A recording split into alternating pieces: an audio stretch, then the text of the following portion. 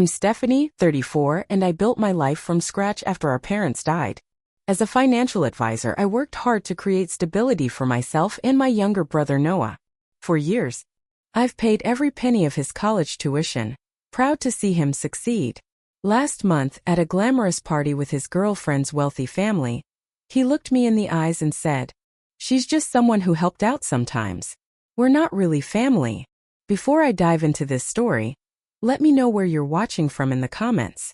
Hit that like and subscribe button if you've ever had a family member choose someone else over you. Growing up in Minnesota, we had a typical middle-class upbringing. Our parents weren't wealthy, but they provided us with everything we needed. Dad worked as an engineer at a local manufacturing company, while Mom taught 4th grade at the elementary school down the street. We lived in a modest 3-bedroom house in a friendly neighborhood where kids played outside until streetlights came on.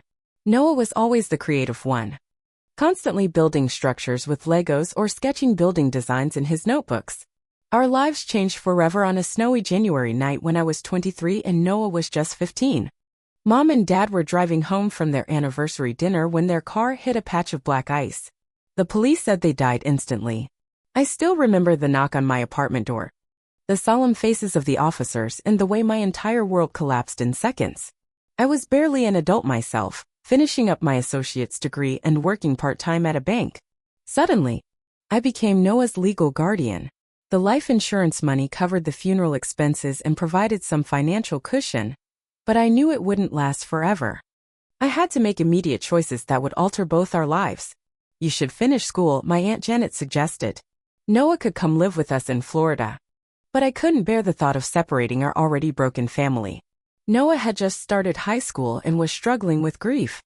Moving him across the country would only add trauma to tragedy. So I made a decision that would define the next decade of my life. I put my education on hold and focused on creating stability for Noah. I took on multiple jobs, working at the bank during the day, waiting tables at night, and doing bookkeeping on weekends. Sleep became a luxury as I juggled work while making sure Noah had home-cooked meals, help with homework, and emotional support. Those years were exhausting, but watching Noah gradually heal and thrive made every sacrifice worthwhile. "You shouldn't have to work so hard," Noah would say, noticing my exhaustion. "That's what family does." I'd always respond, "We take care of each other." Once Noah entered his senior year of high school, I finally resumed my education, taking night classes to earn my business degree. Noah's grades were exceptional, and his architectural designs won several state competitions. When he received an acceptance letter from Brighton University, one of the top architecture programs in the country, I couldn't have been prouder.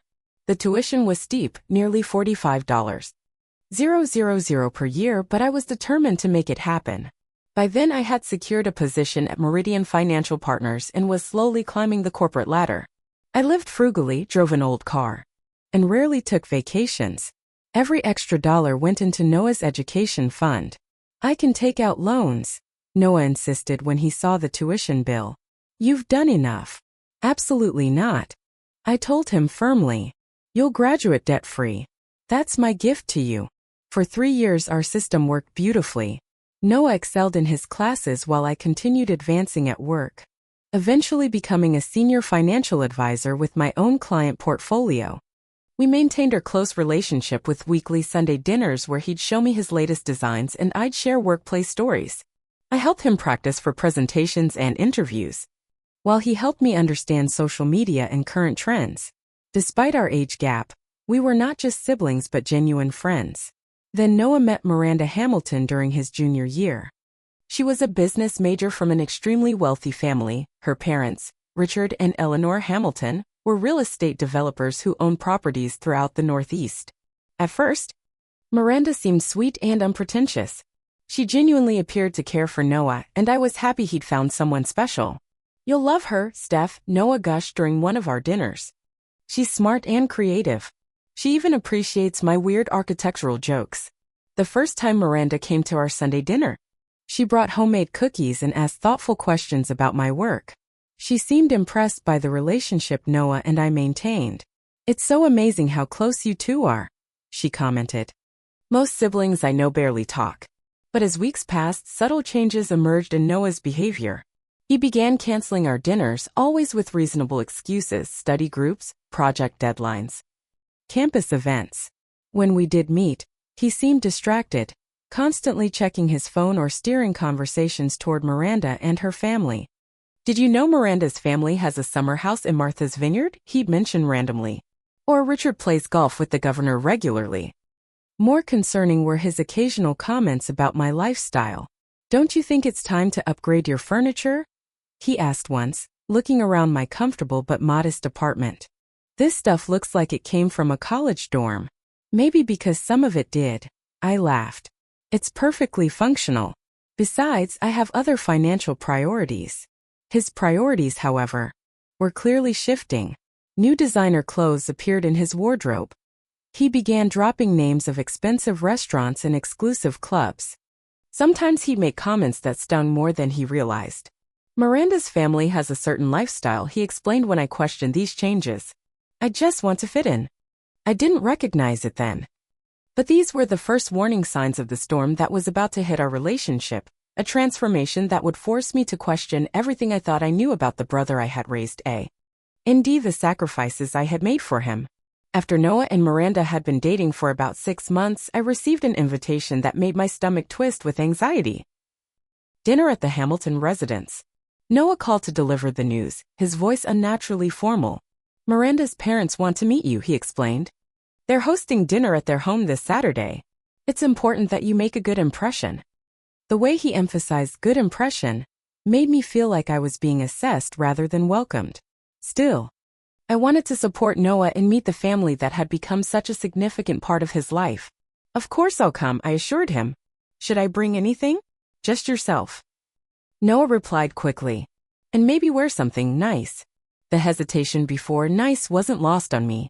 I spent the next few days agonizing over my wardrobe, eventually purchasing a new dress that cost more than I would typically spend. I scheduled a hair appointment and even researched current events and art exhibits so I could contribute intelligently to conversations.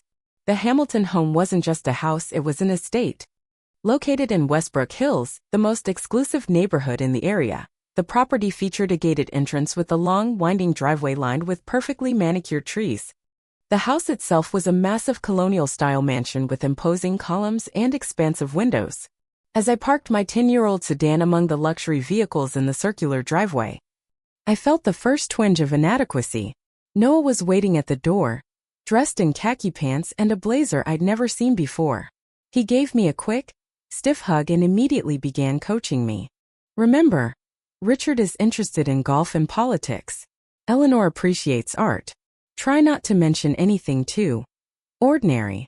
The interior of the home was even more intimidating: soaring ceilings, marble floors, and artwork that likely cost more than my annual salary. I was led through a formal living room into a sunroom where the Hamiltons were enjoying pre-dinner drinks. "Mr. and Mrs. Hamilton, this is my sister, Stephanie," Noah introduced, his voice carrying an inflection I'd never heard before, slightly more refined, less of his natural Midwestern accent. Richard Hamilton was tall and distinguished with salt and pepper hair, and the confident posture of a man accustomed to authority. Eleanor was slim and elegant, her blonde hair perfectly styled, minimal jewelry that nonetheless screamed expensive. "Please call us Richard and Eleanor," she insisted, offering a practiced smile. "And you must meet the rest of the family. This is our son Parker. He's a cardiothoracic surgeon at Mercy Hospital." Parker was essentially a younger version of his father with the same commanding presence. He shook my hand firmly while subtly checking the brand of my watch. "And our daughter Audrey is studying fashion design in Paris, but she joins us when her schedule allows," Eleanor continued, gesturing to a framed photo of a stylish young woman. "Stephanie works in finance," Noah interjected quickly, as if afraid I might misrepresent myself. "Investment banking?" Richard inquired, perking up with interest. "Financial advising," I corrected. "I help individuals and small businesses plan for their futures." "How quaint," Eleanor commented. "We've worked with Goldman Sachs for generations." Dinner was served in a formal dining room that could have comfortably seated 20 people. The table settings included multiple forks, spoons, and glasses whose purposes I couldn't begin to guess. A uniformed server presented each course with a flourish while a sommelier poured wine pairings. The conversation flowed around topics entirely foreign to my experience: summer homes in the Hamptons, yacht club memberships, private school connections. Noah participated with surprising ease, using terminology and references I'd never heard from him before. "Noah tells us you've been close since your parents passed," Eleanor said during the main course, her tone suggesting she was approaching a delicate subject. "Yes," I smiled, grateful for a familiar topic. "I practically raised him after we lost our parents." "He was only 15 when Stephanie helped out," Noah interrupted abruptly. "It was a difficult time for everyone." I blinked in surprise. Helped out? I had completely rearranged my life, sacrificed my dreams, and worked myself to exhaustion to help out. Richard turned his attention to Noah. "And your family background? Your parents were in what line of work?" I waited for Noah to mention our father's engineering career or our mother's dedication to teaching. Instead, he took a sip of wine and replied they were quite private people after they passed. I was fortunate to have family friends who assisted until I was on my own. My fork froze halfway to my mouth. Family friends? I was his sister, his legal guardian, the person who had signed permission slips and attended parent-teacher conferences. I was the one who had stayed up nights helping him with calculus and comforting him through nightmares. "And how are you financing Brighton?" Parker asked. "That's an expensive school." Noah swirled his wine glass, a gesture I'd never seen him make before. "Careful planning and savings," he replied vaguely. Education was always a priority. I maintained my composure throughout dinner, making appropriate small talk and complimenting the food.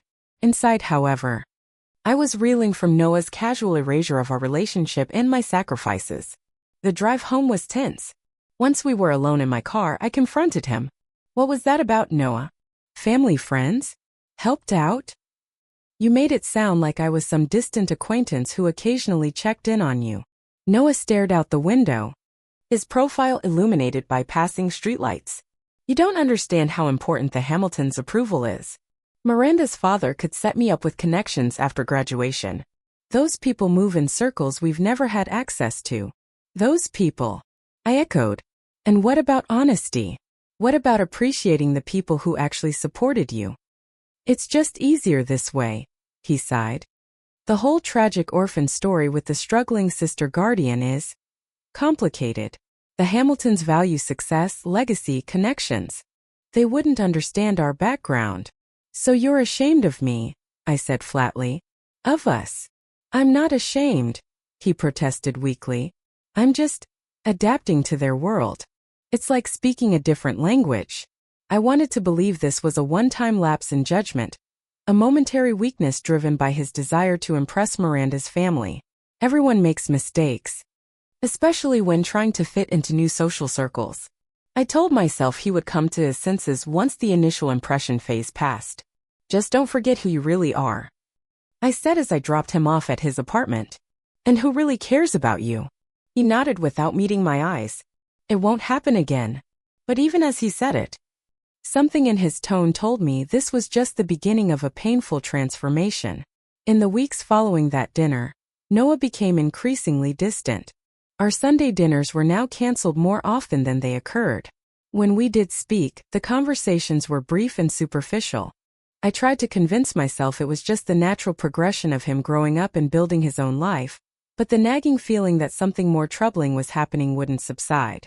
3 weeks after the dinner at the Hamiltons, an elegant envelope arrived in my mail. It contained an invitation to Miranda's 23rd birthday celebration at the Westbrook Country Club. The card specified formal attire and included a note in what I assumed was Miranda's handwriting. "Hope you can join us. Miranda and Noah." I viewed this as an opportunity for redemption, a chance to repair whatever damage had been done at the dinner. Perhaps in a larger social setting, Noah would feel less pressure to present a certain image. I invested in a new dress, midnight blue with silver accents, and spent far more time on my hair and makeup than I typically would. The Westbrook Country Club was another world entirely, a sprawling complex with manicured golf courses, tennis courts, and a clubhouse that resembled a small palace. Luxury cars lined the circular drive and well-dressed attendees streamed through the grand entrance. I felt like an imposter as I handed my keys to the valet and straightened my dress. Noah and Miranda were greeting guests near the entrance to the ballroom. Miranda looked stunning in a designer gown, her hair professionally styled. Noah stood beside her in a tailored suit, looking handsome but somehow different, more polished, less like the brother I knew. When he spotted me, I caught a momentary flash of something in his eyes. Was it discomfort? Embarrassment? "Stephanie, you made it," Miranda exclaimed, embracing me warmly. "I'm so glad you could come." "Happy birthday," I replied, handing her a small gift box containing a silver bracelet. The invitation was beautiful. Noah gave me a quick, stiff hug. "You look nice," he said, but his eyes darted around as if checking who might be watching us interact. "Let me introduce you to some friends," Miranda offered, leading me into the ballroom where clusters of young people in expensive attire sipped champagne and laughed at inside jokes. Throughout the evening, I noticed Noah keeping his distance. When we did end up in the same conversation group, he carefully managed my presence, often interrupting if I began sharing any personal anecdotes. The most revealing moment came when I overheard him speaking to Miranda's college friends near the bar. I hadn't intended to eavesdrop, but as I approached to get a drink, Noah's voice carried over. "Summers in Cape Cod were pretty standard growing up," he was saying. "Nothing as exciting as your family's place in Nantucket. But the sailing was excellent." We had never been to Cape Cod. Our summer vacations consisted of camping trips to Minnesota state parks or visiting our grandparents in Wisconsin. Noah had never been on a sailboat until college, when a friend's family had invited him for a day trip. "And your parents?" a young woman asked. Miranda mentioned they passed away. "Yes. Several years ago," Noah replied, his voice adopting a somber tone. "They left everything in good order, though. Very meticulous about ensuring I'd be taken care of." I nearly dropped my glass. Our parents had left only modest life insurance policies that had mostly gone toward funeral expenses and immediate needs. There had been no trust funds, no investment portfolios, no careful estate planning, just a sister determined to keep her brother's life as stable as possible. I retreated to a quiet hallway, needing a moment to process what I'd heard. Noah must have noticed my abrupt departure because he followed a few minutes later. "Are you okay?" he asked, though his tone suggested impatience rather than concern. "No, I'm not okay," I replied quietly. "Noah, what's happening? Why are you telling these people complete fabrications about our life? Why are you acting ashamed of me, of your real background?" He glanced nervously over his shoulder. "Keep your voice down. Look, you don't fit in with these people. Your clothes, your job, your mannerisms, they're all wrong for this circle. I'm trying to build a future here, connections that could set me up for life." The words hit like physical blows. "Wrong? I've worked my entire adult life to give you opportunities. And now I'm wrong for the world you want to join." Before Noah could respond, Miranda appeared in the hallway. "There you are. Mom and Dad want to speak with you about summer plans." Noah looked relieved at the interruption. "I'll be right there." He turned back to me with a terse whisper. "Just try not to draw attention to yourself for the rest of the night. Okay?" He walked away without waiting for my response, leaving me standing alone in the hallway, fighting back tears. I returned to the main room but felt completely invisible. Noah spent the remainder of the evening circulating among Miranda's friends and family, carefully avoiding my vicinity. I made my way to the bar, where a sympathetic bartender named Jake noticed my distress. "Rough night?" he asked as he prepared my drink. "You could say that," I replied, attempting a smile. "I've worked here for years," Jake commented. "Seen a lot of people try to break into this circle. Most of them eventually realize it's not worth losing themselves over. And the rest? The rest?" He shrugged. "They become exactly who they're pretending to be, and forget who they were before." His words stayed with me as I watched Noah across the room, laughing at something Richard Hamilton said, his posture and gestures mirroring those of the wealthy men around him. Was he already forgetting who he really was? I left the party early, unable to maintain the pretense of enjoying myself. In my car, I finally allowed the tears to fall. My phone buzzed with a text from Noah. "Thanks for leaving." It was getting awkward. No apology. No acknowledgement of his behavior. Just relief that I was gone. The shock and hurt began transforming into something else. Anger. I had sacrificed nearly everything for Noah's well-being and future. I had put his needs above my own for years. And this was how he repaid that devotion, by erasing me from his narrative and treating me as an embarrassment.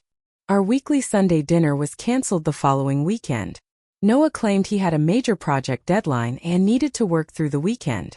I might have believed him if I hadn't seen photos on social media later that evening. Noah at dinner with the Hamilton family at an exclusive restaurant, smiling broadly as he sat beside Miranda. Her father's arm draped around his shoulders in a paternal gesture that made my heart ache. The brother I had raised was disappearing before my eyes, replaced by someone I barely recognized. Someone who valued status and connections over honesty and family loyalty. I hoped it was just a phase. A temporary lapse in judgment that would correct itself once the novelty of Miranda's world wore off. I was wrong. The invitation arrived on heavy cream cardstock with gold embossing, Richard Hamilton's 60th birthday gala. I was surprised to be included, given Noah's obvious discomfort with my presence at previous events. The handwritten note on the RSVP card was in Eleanor's elegant script. "We'd love to have you join us, Stephanie. Family is so important." Family. The word stung given how Noah had been minimizing our relationship. Still, I wondered if Eleanor's inclusion of me might signal an opportunity to repair things. Perhaps the Hamiltons weren't as judgmental as Noah feared. Maybe they genuinely wanted to know his sister. I decided to attend, making one final effort to support my brother while maintaining my dignity. This time, I spared no expense on my appearance. I used a portion of my savings to purchase a designer dress from a boutique I normally wouldn't even browse in. I scheduled professional hair and makeup appointments. If Noah was ashamed of how I presented myself in his new world, I would eliminate that excuse. The gala was held at the Grand Meridian Hotel's ballroom, the most exclusive venue in the city. As I handed my invitation to the attendant at the entrance, I felt a surge of confidence. I looked the part tonight. No one would know I didn't belong in this world of wealth and privilege. The ballroom was spectacular. Crystal chandeliers, flower arrangements taller than me. A string quartet playing softly in the corner. At least 200 guests mingled, their jewelry catching the light as they moved through the space. I spotted Noah immediately, standing with Miranda and her family near the center of the room. His expression when he saw me was unmistakable. Shock followed quickly by dismay. He whispered something to Miranda, whose eyes darted to me and back to him. Before Noah could make a move, Eleanor noticed me and waved me over, her smile seemingly genuine. "Stephanie, how wonderful you could join us," she exclaimed, air-kissing both my cheeks. "You look absolutely stunning." "Thank you for including me," I replied, aware of Noah's growing discomfort beside her. "Of course. We've been so eager to know more about Noah's family," Eleanor continued. "He rarely speaks about his upbringing or how you managed after your parents passed." Noah shifted his weight anxiously. "It's not really appropriate conversation for a celebration, Eleanor." Eleanor patted his arm. "Nonsense. Family is everything. Richard and I are so impressed by how you raised your brother. It must have been incredibly difficult taking on that responsibility at such a young age." I blinked in surprise.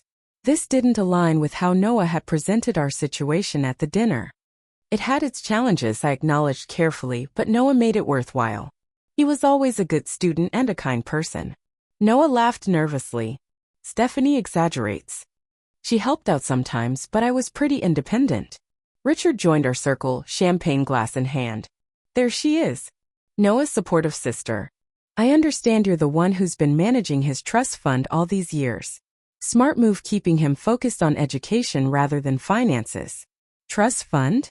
I struggled to maintain my composure as the full extent of Noah's deception became clear. He hadn't just minimized my role, he had fabricated an entirely different financial reality. "Actually," I began, but Noah interrupted. "Stephanie's in financial advising," he said quickly. "She's given me some guidance over the years." Richard nodded approvingly. "Good field. Always valuable to have a money person in the family. Though I'm sure your parents left everything well structured." Noah smiled tightly. They were very thoughtful that way. I stood there, stunned by the elaborate lies Noah had constructed.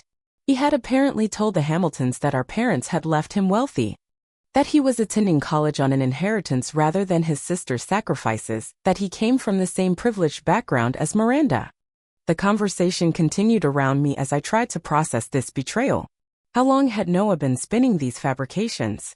Did Miranda know the truth, or was she equally deceived? The breaking point came during Richard's birthday toast.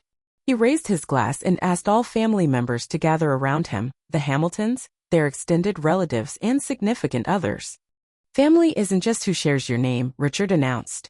It's who shares your values, your dreams, your future.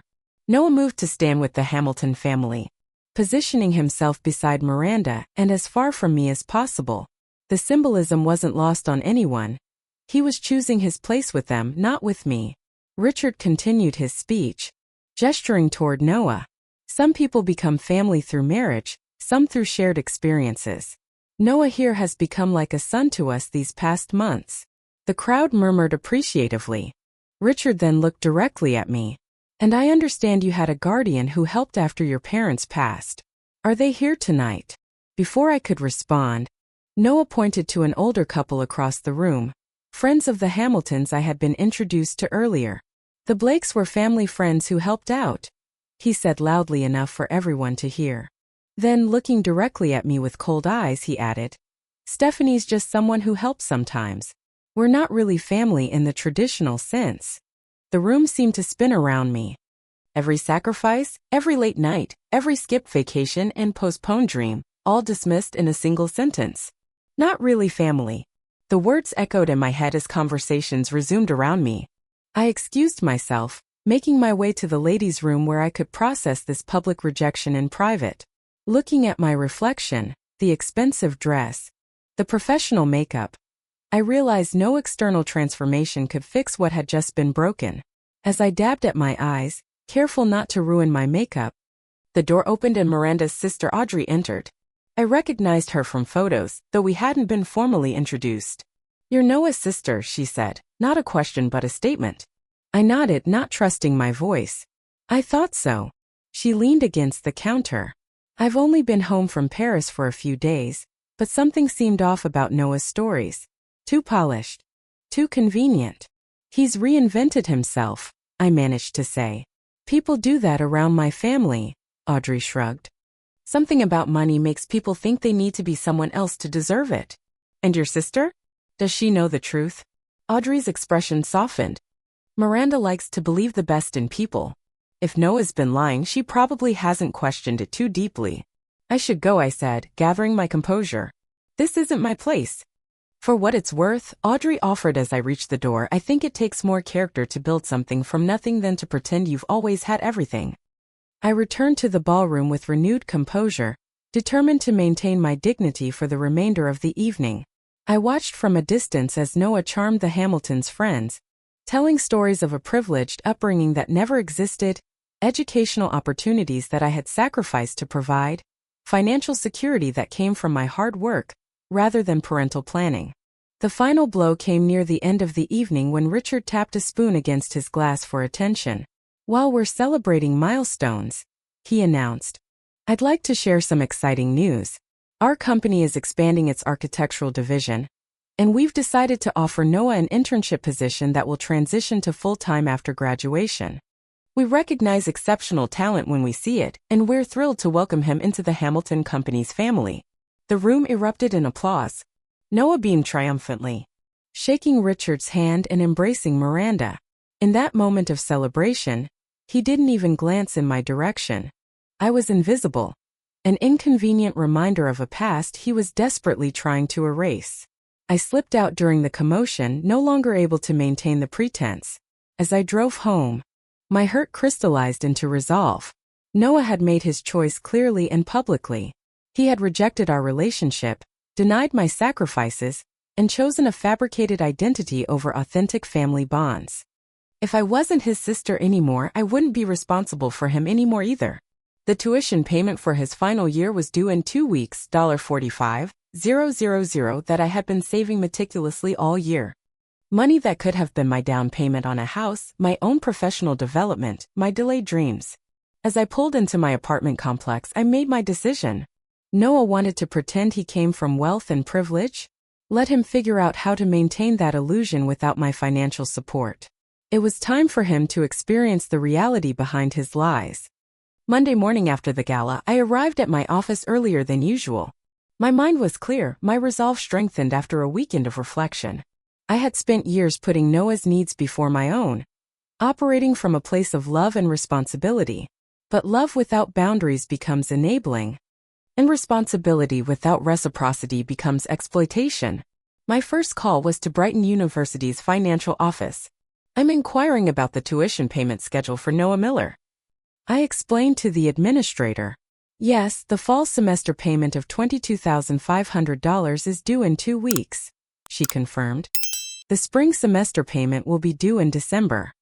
And if payment isn't received by the deadline, students with outstanding balances are placed on financial hold and cannot register for classes. If the situation isn't resolved before the semester begins, they may be withdrawn from the university. I thanked her for the information and ended the call, then opened my email. With steady hands, I composed a message to Noah. Subject: Final tuition payment. Noah. This email serves as formal notification that I will not be making the tuition payment for your senior year at Brighton University. As you stated publicly at Richard Hamilton's birthday celebration, we are not really family in the traditional sense. I am respecting your declaration by ending my financial support. The fall semester payment of $22,500 is due in 2 weeks. You will need to make alternative arrangements. Stephanie. I read it twice before hitting send, then turned my attention to my work for the day. Around noon, my phone began buzzing with texts from Noah. Is this a joke? You can't be serious. Call me ASAP. I didn't respond. By mid-afternoon, he had progressed to calling repeatedly. I let each call go to voicemail, focusing instead on compiling documentation of every financial contribution I had made to Noah's education and living expenses over the years. The total was staggering, nearly $200. 000 when accounting for tuition, housing, meal plans, textbooks, and spending money. After work, I met with my friend Rebecca, who happened to be a family law attorney. Over coffee, I explained the situation and asked about my legal obligations. You have no legal requirement to pay for his education, Rebecca confirmed. He's an adult. As his former guardian, your financial responsibilities ended when he turned 18. And he can't claim I promised the money? We had a verbal agreement that I would cover his college expenses. Rebecca shook her head. Verbal agreements about financial support are difficult to enforce, especially between family members. Besides, by his own admission, you're not really family. He severed that relationship himself. Her confirmation strengthened my resolve. That evening, Noah finally reached me by phone.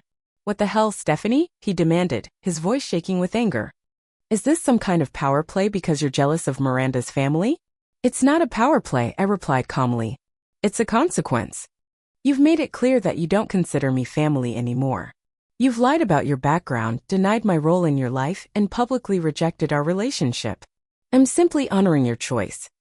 By threatening my education, my future, this is my senior year.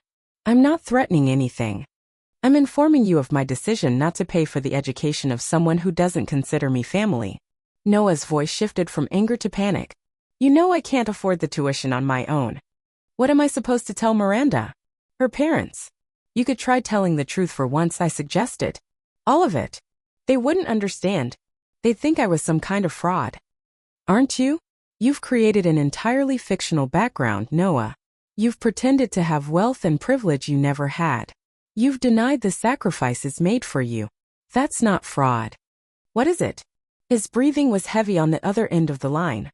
I'll tell them you're being vindictive. That you're jealous of their wealth and trying to sabotage my relationship. Tell them whatever you want. The truth will come out eventually. It always does. I ended the call feeling emotionally drained but certain of my decision. The next day, I received a surprising call from Miranda. Stephanie? It's Miranda Hamilton. Do you have a minute to talk? Her voice was hesitant, lacking its usual confidence. I agreed. Curious about her perspective. Noah told me you're refusing to release his trust fund money for tuition, she began. He said you're trying to control him because you don't approve of our relationship. So he was maintaining the trust fund lie even now. Miranda, there is no trust fund. I've been paying Noah's tuition out of my own income because our parents didn't leave us with substantial assets. Silence followed. What do you mean? Noah said your parents left him financially secure, that you just managed the accounts. That's not true, I said gently. Our parents died when Noah was 15. They left modest life insurance policies that barely covered immediate expenses. I became his guardian, worked multiple jobs, and postponed my own education to support him. Every penny of his tuition has come from my salary. But he said. Her voice trailed off. Why would he lie about that? I think he wanted to fit into your world. He was afraid the truth about our background wouldn't be good enough. Another long silence. I need to think about this. Thank you for being honest with me. The following week, Noah received the formal notice from Brighton University about his outstanding tuition balance. His desperation reached new heights with a late-night call. Please, Stephanie, he begged, his voice cracking. I can't lose everything now. I'm so close to graduating, to starting my career. The Hamiltons are offering me everything I've worked for. Everything you've lied for. I corrected. And what about everything I've sacrificed for you? Does that mean nothing? Of course it means something. I was stupid and insecure. I got caught up in their world, in the opportunities it offered. You made your choice at the gala, Noah. You declared to everyone that we're not really family. I'm respecting that choice. His voice dropped to a whisper. You're my sister. You're supposed to help me. The words hit their mark, but I held firm. According to you, we're not family. Remember? The line went silent for several seconds before Noah spoke again. What can I do to fix this? I don't know if you can, I admitted. Some betrayals cut too deep. As I ended the call, I wondered if I was being too harsh. Was cutting off his tuition a disproportionate response to his behavior? But then I remembered his cold eyes as he publicly disowned me.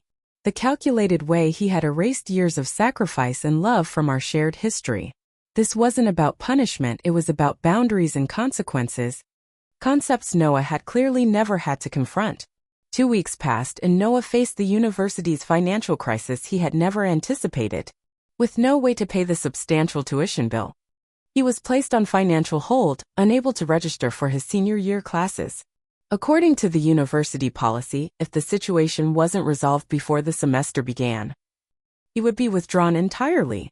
I learned through mutual acquaintances that Noah had finally been forced to meet with Miranda's parents and admit the truth. Richard and Eleanor Hamilton sat in stunned silence as Noah confessed that there was no trust fund, no family wealth, no privileged upbringing, just a sister who had sacrificed to support him, whom he had publicly rejected. Mr. Hamilton rescinded the internship offer on the spot, our friend Tara reported after hearing about the confrontation. He said he could forgive Noah's humble background, but not the dishonesty. Apparently, he told Noah that integrity is the one thing money can't buy. Miranda's reaction was equally devastating. The relationship she thought she had built with Noah was based on lies. Every story he had shared about his past, every detail of his upbringing, every explanation of his financial situation, all fabrications designed to make him appear compatible with her world. How can I trust anything you've told me? She reportedly asked before returning his key and asking him not to contact her. Noah's carefully constructed facade crumbled completely. With no tuition payment, no prestigious internship, and no wealthy girlfriend, he was forced to face the reality he had tried so hard to escape. He could no longer afford his apartment near campus and had to scramble to find affordable housing. He applied for emergency student loans, but without a cosigner and with the semester already approaching, the options were limited. One rainy evening about 3 weeks after the tuition deadline, my doorbell rang. I opened it to find Noah standing there, soaked and defeated. Gone was the polished appearance he had cultivated for the Hamilton circle. His hair was unstyled. His clothes were worn and the confident posture had been replaced by slumped shoulders. "Can I come in?" he asked, his voice barely audible above the rain. I stepped aside, allowing him into the apartment he had recently deemed too modest for his tastes. He stood awkwardly in the entryway, dripping onto the welcome mat. "I've lost everything," he said finally. "The Hamiltons want nothing to do with me. Miranda broke up with me. The university won't let me register for classes. I had to move out of my apartment. I'm sleeping on Jason's couch." I handed him a towel without comment, watching as he dried his hair. I don't expect you to pay my tuition, he continued. I know I don't deserve that. But I needed you to know that I understand now. I see what I did, how inexcusable it was. What exactly do you think you did, Noah?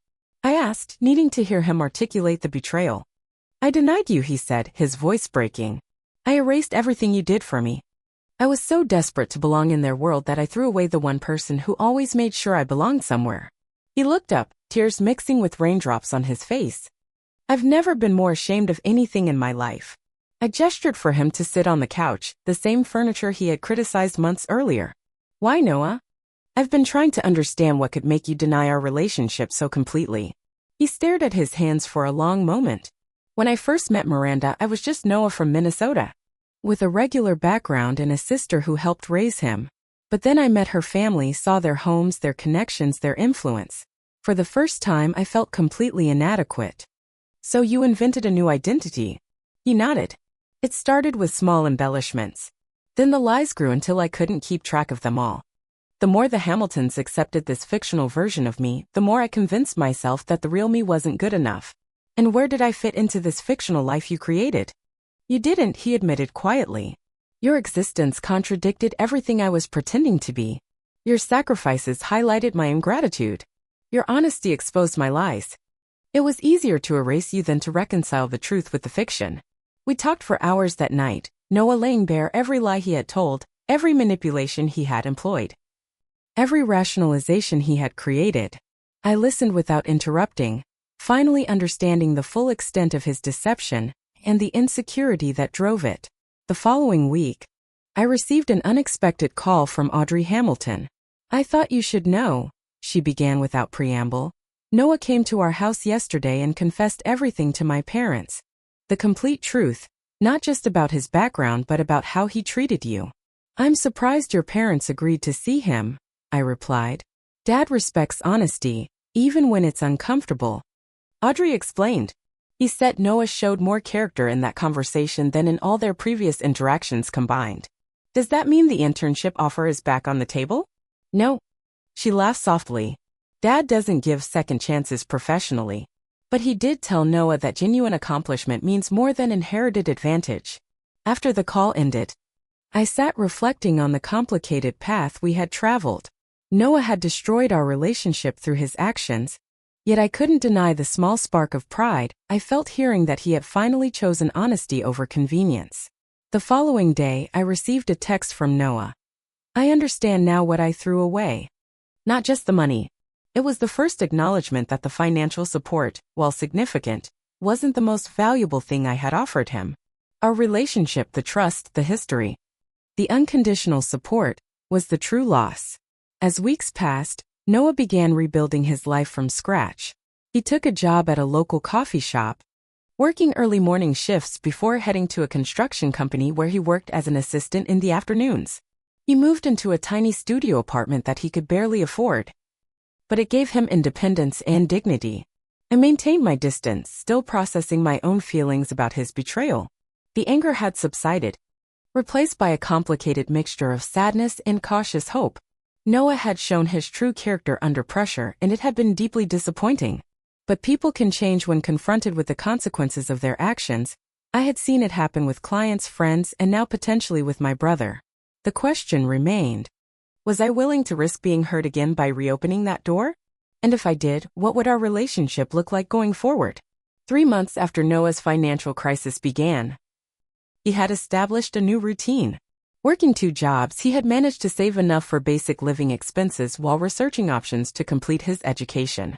He had taken a semester off from Brighton, using the time to apply for scholarships and financial aid for the following term. On a crisp Saturday morning in November, my doorbell rang.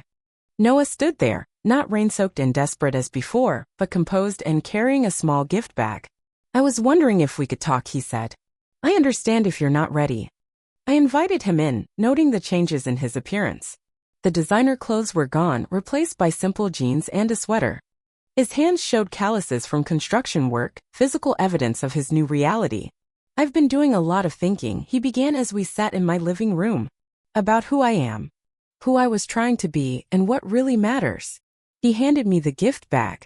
Inside was a framed photograph of us from childhood.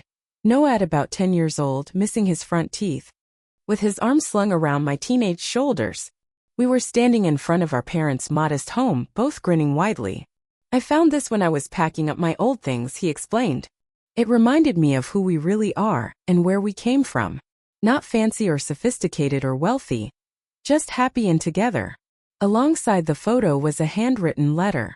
I read it silently, tears forming as I absorbed Noah's words of remorse, gratitude, and hope for reconciliation. I don't expect you to forgive me right away, he said as I finished reading. Or ever really. What I did was unforgivable. But I wanted you to know that I've learned the hardest lesson of my life through all this. Which is that authentic relationships require truth. That trying to be someone you're not always ends in losing yourself. That the people who truly care about you are the ones who know the real you and love you anyway. He paused. And that sometimes losing what you have is the only way to truly appreciate it. We talked for hours that day, more openly and honestly than we had in years. Noah shared his journey of self-discovery over the recent months, the humbling experience of starting over, the painful process of facing his own weaknesses, the gradual rebuilding of his self-respect through honest work and authentic connections. Miranda and I have actually started talking again, he mentioned. Not romantically, but as friends. She said she appreciated that I finally showed her the real me, even if it came too late for our relationship. And her parents? Richard offered me a part-time position in his company's maintenance department, Noah said with a small smile. Not exactly the architectural internship I was hoping for. But he said it was a way to prove myself from the ground up. Literally? Are you going to take it? I did. 3 days a week I work maintaining their properties. The other days, I'm still at the coffee shop. Between the two jobs, I'm saving for community college classes next semester. Community college? What about Brighton? Noah shook his head. I can't afford it. And I won't ask you to pay for it. I'm going to take classes at Riverside Community College, earn credits at a fraction of the cost, then eventually transfer back to finish my degree. It'll take longer, but I'll appreciate it more. His humility and practical approach impressed me. This was a different Noah than the entitled young man who had expected continued financial support while rejecting our relationship. I've been researching scholarships I offered. There are several you might qualify for based on your portfolio and previous academic performance. You'd help me with that? After everything. I'm not resuming tuition payments, I clarified. That boundary remains. But helping you find your own path forward? That's what family does. The word hung between us, family. It had been weaponized and rejected, then missed and longed for. Now we were carefully reclaiming it, defining new terms for what it meant in our relationship. As Thanksgiving approached, Noah asked if we could revive our tradition of weekly Sunday dinners. We started small with simple meals and cautious conversations. Gradually, the ease between us began returning, though changed by our shared experience. For Thanksgiving itself, we decided against accepting invitations from friends, choosing instead to celebrate just the two of us in my apartment. Noah arrived early to help cook, bringing ingredients purchased with his own hard-earned money. It's not much, he acknowledged as we prepared the modest meal. Not compared to what the Hamiltons are probably having. It's real, I replied. That makes it worth more. Over dinner, Noah shared his updated educational plans. He had secured a partial scholarship for community college and would begin classes in January. His goal was to complete general requirements there before transferring credits back to Brighton for his final year. It'll take me an extra year to graduate, he explained. But I'll appreciate the degree more knowing I earned it myself. I'm proud of you, I told him sincerely. Not for the degree or the career path, but for finding your way back to yourself. The following weekend, I helped Noah move from his cramped studio into a slightly larger apartment he could now afford with his 2 jobs. As we carried boxes up the stairs, I reflected on our journey. You know, I said as we took a break, we're both different people now than we were 6 months ago. How have you changed? Noah asked curiously. I've learned about boundaries, about the difference between supporting someone and enabling them, about standing up for my own worth. I smiled at him. Important lessons even at my age. And I've learned that no amount of external validation can replace self-respect, Noah replied. That the connections that matter are built on honesty, not impressions. That family, real family, sees you at your worst and still chooses to love you. As we finished arranging his sparse furniture, Noah placed the framed childhood photo on his desk. A reminder, he explained, of what's real and what matters. Walking back to my car that evening, I thought about the long road we had traveled. Noah's betrayal had cut deeper than any wound I'd experienced. Yet through that pain, we had both grown in ways that might not have been possible otherwise. He had discovered the value of authenticity and hard work. I had learned to establish healthy boundaries while leaving room for forgiveness. Our relationship would never be the same as before. The innocence and implicit trust had been damaged. But perhaps what was emerging was something more mature, more resilient, and ultimately more meaningful. A relationship between two adults who chose each other as family, with clear eyes about both strengths and weaknesses. Sometimes losing what you have is the only way to truly appreciate it. My brother had to lose everything to find himself. And I had to let him fall to help him truly stand on his own. We're not perfect, but we're family, the real kind that sticks together through hard truth, not convenient lies. Have you ever had to let someone you love face the consequences of their actions? It's one of the hardest things to do, but sometimes it's the only way they can grow. Share your experiences in the comments below. If this story resonated with you, please like, subscribe, and share it with someone who might need to hear that authentic relationships are always worth more than false impressions. Thank you for listening to my story. And remember, the truth may not always be comfortable, but it's the only foundation strong enough to build a life on.